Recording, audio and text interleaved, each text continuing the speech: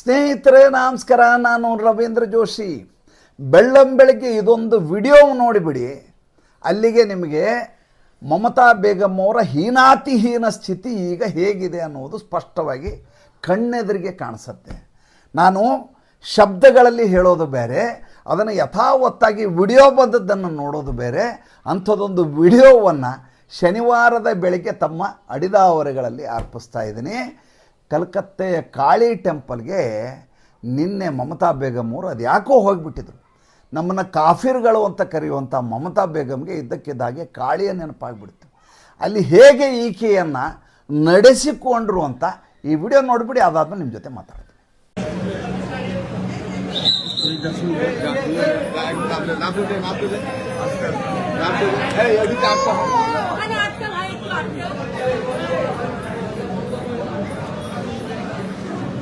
अच्छा नाम देता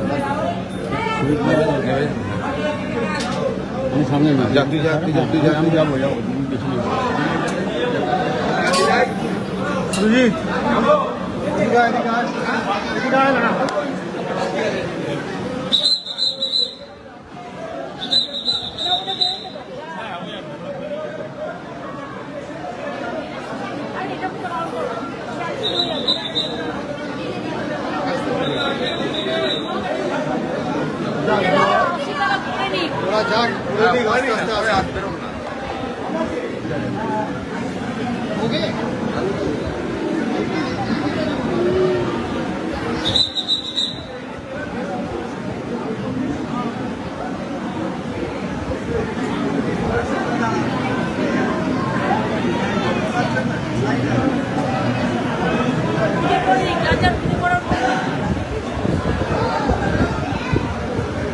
जी हम कर्नाटक से आए।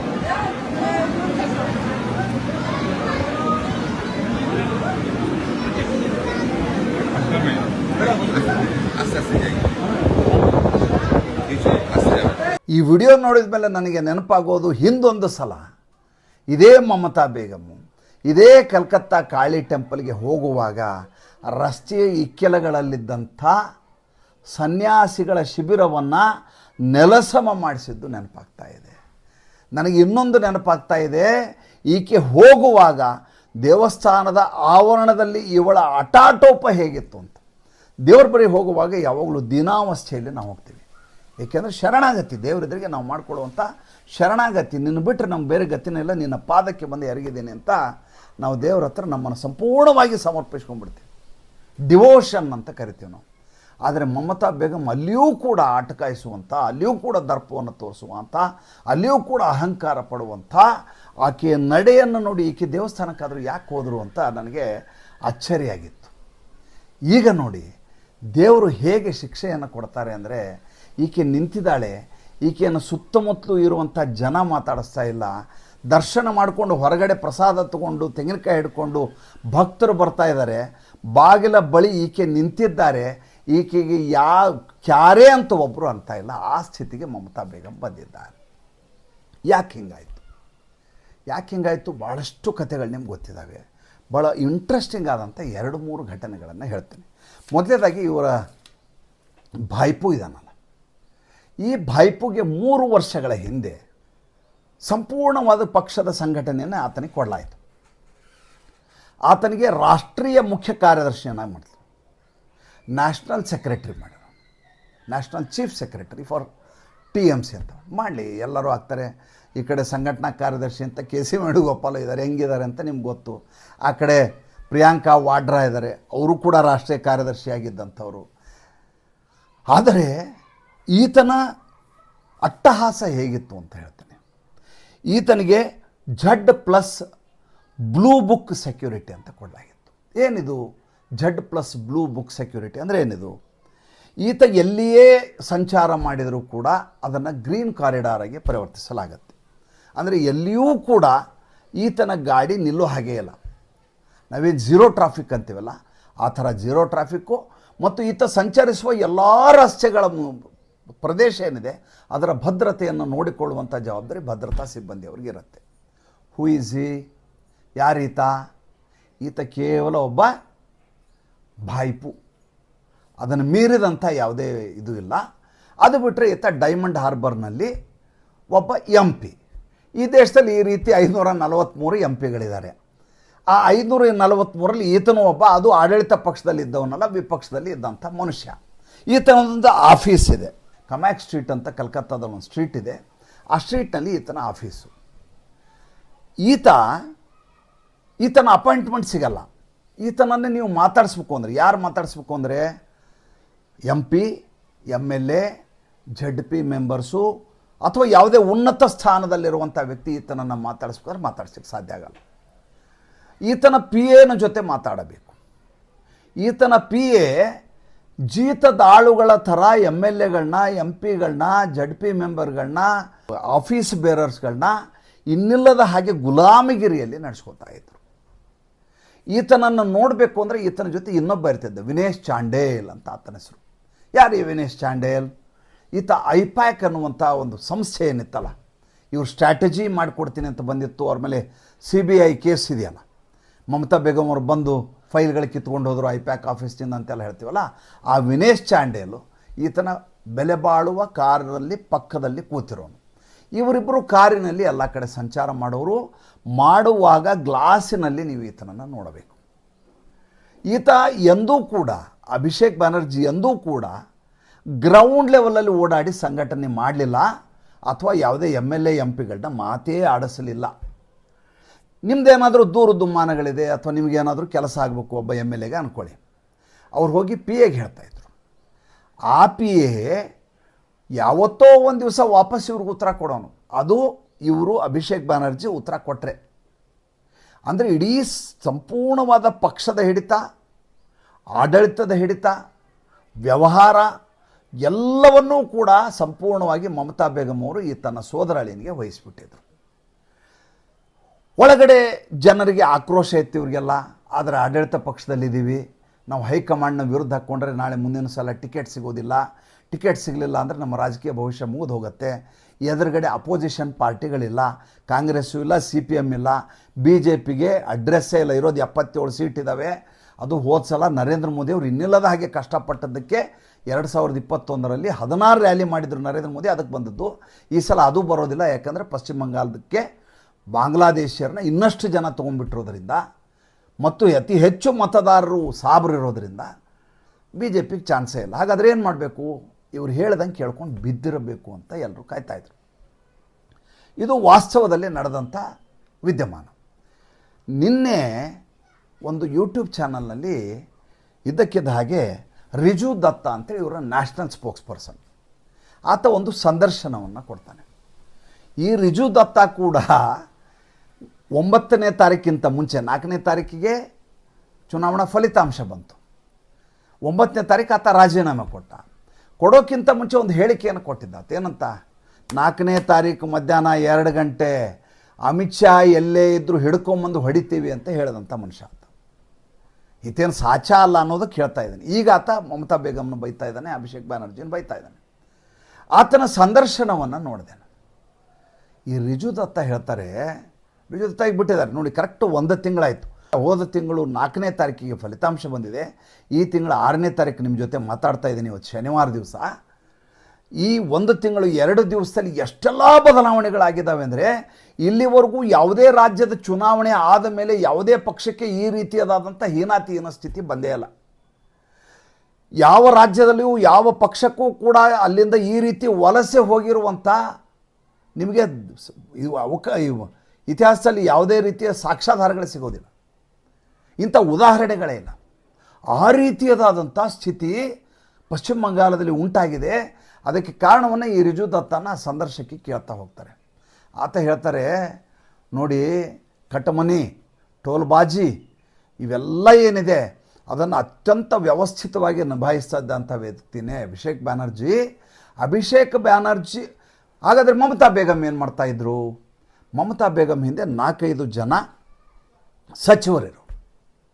ಆ ಸಚಿವರು ಏನು ಹೇಳ್ತಾರೋ ಅದನ್ನು ಮಾತ್ರ ಆಕೆ ಕೇಳ್ತಾ ಇದ್ರೆ ವಿನ ಅದನ್ನು ಬಿಟ್ಟು ಬೇರೆ ವಿಚಾರವನ್ನು ಯಾವುದೂ ಆಕೆ ಕೇಳ್ತಾ ಇರಲಿಲ್ಲ. ಹಾಗಾದರೆ ಶಾಸಕರು ಸಚಿವರ ಜೊತೆ ಸಂಪರ್ಕ ಇರಲಿಲ್ವಾ? ಮಮತಾ ಬೇಗಮ್ಗೆ ಒಂದು ಖಚಿತವಾಗಿ ಗೊತ್ತಿತ್ತು, ನನ್ನನ್ನು ಯಾರೂ ಸೋಲಿಸಲಿಕ್ಕೆ ಸಾಧ್ಯ ಇಲ್ಲ. ನರೇಂದ್ರ ಮೋದಿಗೂ ಆಗಲ್ಲ, ಅಮಿತ್ ಶಾಗೂ ಆಗಲ್ಲ, ಯಾರಿಗೂ ಆಗಲ್ಲ. ನಾನು ಖಾಯಮ್ಮಾಗಿ ಇಲ್ಲಿರ್ತೀನಿ ಅನ್ನುವಂಥ ಭ್ರಮೆಯಲ್ಲಿದ್ದರು ಅಂತ ಈ ವ್ಯಕ್ತಿ ರಿಜು ದತ್ತ ಹೇಳ್ತಾ ಇದ್ದಾರೆ. ಅವರೊಂದು ಉದಾಹರಣೆಯನ್ನು ಹೇಳಿದರು, ಹಳೆಯ ಉದಾಹರಣೆ. ಯಾವುದು? ಈ ಆರ್ಜಿಕರ್ ಮೆಡಿಕಲ್ ಕಾಲೇಜ್ ಹತ್ಯೆ ಆದ ಸಂದರ್ಭದಲ್ಲಿ, ಆ ಹುಡುಗಿಯ ಅತ್ಯಾಚಾರ ಆದ ಸಂದರ್ಭದಲ್ಲಿ ಈ ಸ್ಪೋಕ್ಸ್ ಪರ್ಸನ್ ಮನೆಯಲ್ಲೂ ಕೇಳ್ತಾರೆ, ಹೆಣ್ಮಕ್ಳು ಯಾರದೇ ಮನೇಲಿ ಕೇಳ್ತಾರೆ ನೋಡಿ, ಏನು ಈ ರೀತಿ ಹತ್ಯೆ ಆಗಿದೆ, ಈ ರೀತಿ ಅತ್ಯಾಚಾರ ಆಗಿದೆ, ಏನು ಮಾಡ್ತಾಯಿದೆ ನಿಮ್ಮ ಪಕ್ಷ ಅಂತ ಕೇಳ್ತಾರೆ. ಈಗ ನಮ್ಮ ಮನೆಯಲ್ಲೂ ಏನು ಮಾಡ್ತೀರಿ ಅಂತ ಕೇಳಲು ಆ ಥರ ಕೇಳ್ತಾರೆ. ಆವಾಗ ಈ 4 ಜನ ಇದೇ ರೀತಿಯ ನ್ಯಾಷನಲ್ ಸ್ಪೋಕ್ಸ್ ಪರ್ಸನ್ನು ಹೋಗಿ ಪಕ್ಷದಲ್ಲಿ ಹೇಳ್ತಾರೆ, ನೋಡಿ ಸ್ವಾಮಿ, ಎಲ್ಲ ಕಡೆ ಭಾಳ ದೊಡ್ಡದಂಥ ಸಮಾಜದಲ್ಲಿ ನಮ್ಮ ವಿರುದ್ಧ ಧ್ವನಿಯನ್ನು ಎತ್ತಾ ಇದ್ದಾರೆ ಜನ. ಸ್ವತಃ ನಮ್ಮ ಪಕ್ಷದಲ್ಲಿದ್ದು ನಮ್ಮ ಮನೆಯಲ್ಲಿ ಈ ರೀತಿ ಮಾತಾಡ್ತಾ ಇದ್ದಾರೆ, ಒಬ್ಬ ಅಮಾಯಕ ಹೆಣ್ಮಗಳ ಮೇಲೆ ಸಾಮೂಹಿಕ ಅತ್ಯಾಚಾರ ಆಗಿದೆ, ಪಕ್ಷ ಏನು ಮಾಡ್ತಾಯಿದೆ, ಒಬ್ಬ ಹೆಣ್ಮಗಳು CM ಮುಖ್ಯಮಂತ್ರಿ ನ್ಯಾಯ ಕೊಡಿಸ್ಬೇಕು, ಜನರಿಗೆ ರಕ್ಷಣೆ ಕೊಡ್ತೀನಿ ಅಂತ ಘಂಟಾಘೋಷವಾಗಿ ಹೇಳಬೇಕು. ಅದನ್ನು ಬಿಟ್ಟು ಪ್ರತಿಭಟನೆ ಅಂತ ರೋಡಲ್ಲಿ ಓಡಾಡ್ತಾ ಇದ್ರೆ ಎಷ್ಟು ಮಟ್ಟಿಗೆ ಸರಿ ಅಂದಾಗ ಈ 4 ಜನರನ್ನು ಸಸ್ಪೆಂಡ್ ಮಾಡಲಾಯಿತು. ಸಸ್ಪೆಂಡ್ ಆದ ವಿಚಾರ ನ್ಯಾಷನಲ್ ಸ್ಪೋಕ್ಸ್ ಪರ್ಸನ್ಗೆ ಗೊತ್ತಿಲ್ಲ.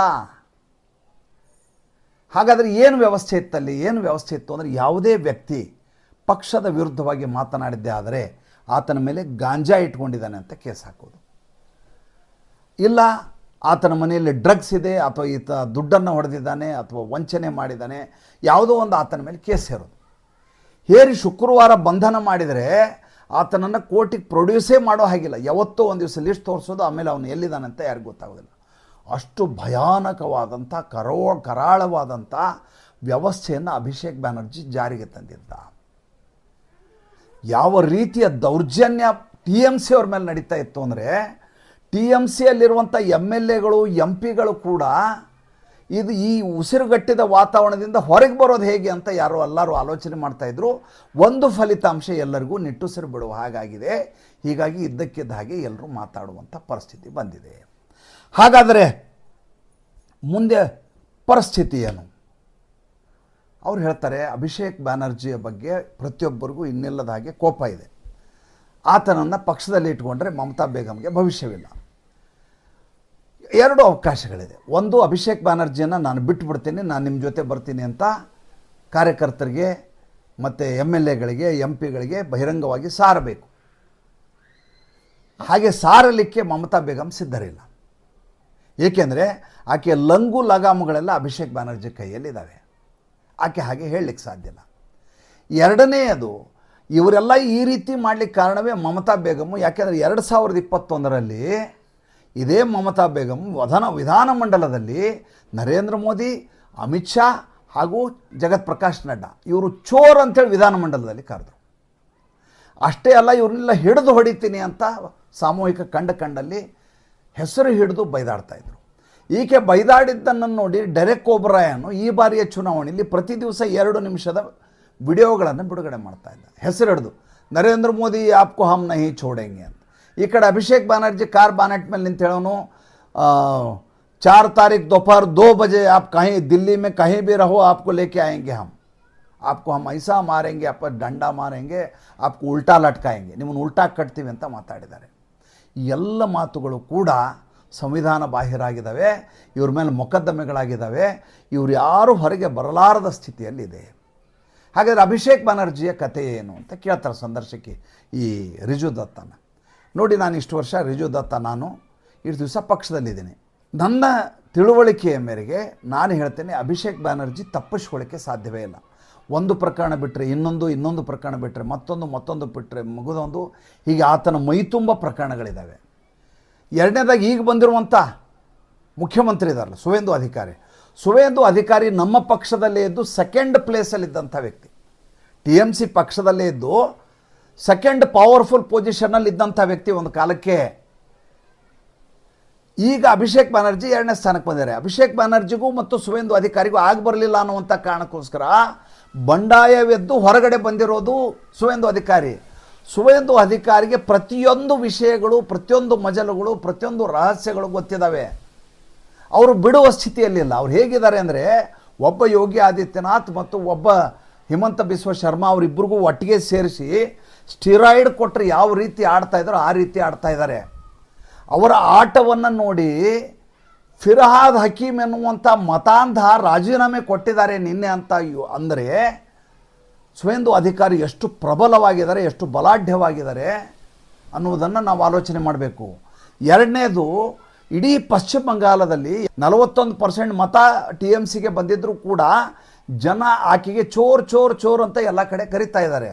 ಆಕೆ ಮಾಡಿದ ಅತಿ ದೊಡ್ಡ ತಪ್ಪೇನೆಂದರೆ ಜನರಿಗೆ ಗೊತ್ತಾಗುವ ಹಾಗೆ ತಪ್ಪುಗಳನ್ನು ಮಾಡಿದರು. ನಮ್ಮ ರಾಜ್ಯಕ್ಕೆ ಯಾರೂ ಕೂಡ ಅಕ್ರಮ ವಲಸಿಗರೇ ಬಂದಿಲ್ಲ ಅಂತ ಈಕೆ ಹೇಳ್ತಾ ಇದ್ರು. ಅಲ್ಲಿ ಹಕೀಂಪುರ್ ಬಾರ್ಡ್ರಲ್ಲಿ ಜನ ವಾಪಸ್ ಹೋಗ್ತಾ ಇದ್ರು. ಅದನ್ನು ಪಶ್ಚಿಮ ಬಂಗಾಳದ ಜನ ಕಣ್ಣಾರೆ ನೋಡಿದ್ದಾರೆ. ನಮ್ಮ ರಾಜ್ಯಕ್ಕೆ, ನಮ್ಮ ದೇಶಕ್ಕೆ ಕೂತು ತರ್ತಾಳೆ ಹೆಣ್ಮಗಳು ಅಂತ ಆಕೆಯ ವಿರುದ್ಧ ಜನ ದಂಗೆ ಎದ್ದಿದ್ದಾರೆ. ಈ ಸ್ಥಿತಿಯಲ್ಲಿ ಮಮತಾ ಬೇಗಂ ಅವರು ಸರ್ವೈವಲ್, ಪುನರುಜ್ಜೀವನ, ಜೀರ್ಣೋದ್ಧಾರ, ರಾಜಕೀಯ ಮತ್ತೆ ವಾಪಸ್ ಪುನರ್ಜನ್ಮ ಪಡೆಯಲಿಕ್ಕೆ ಸಾಧ್ಯವೇ ಇಲ್ಲ ಅಂತ ಅವರ ಪಕ್ಷದವರೇ ಹೇಳ್ತಾ ಇದ್ದಾರೆ. ಹಾಗಾದರೆ ನಡೆದಂಥ ಮೀಟಿಂಗ್ ಏನಾಯಿತು, ಅಭಿಷೇಕ್ ಬ್ಯಾನರ್ಜಿಯ ಮುಂದಿನ ನಡೆ ಏನು, ಈ ಸೋದರಳಿಯ ಸೋದರತ್ತೆ ಇವರಿಬ್ಬರ ಸಂಬಂಧ ಏನಾಗತ್ತೆ, ಅದು ಮುಂದಿನ ಸಂಚಿಕೆಯಲ್ಲಿ ಮಾತಾಡ್ತೀನಿ. ಸಂಚಿಕೆ ಇಷ್ಟ ಆದರೆ ಲೈಕ್ ಮಾಡಿ, ಫಾಲೋ ಮಾಡಿ, ಶೇರ್ ಮಾಡಿ. ನಮ್ಮ ಮುಕ್ತ ಪತ್ರಿಕೋದ್ಯಮಕ್ಕೆ ಆರ್ಥಿಕವಾಗಿ ಬೆಂಗಾವಲಾಗಿ ನಮಸ್ಕಾರ.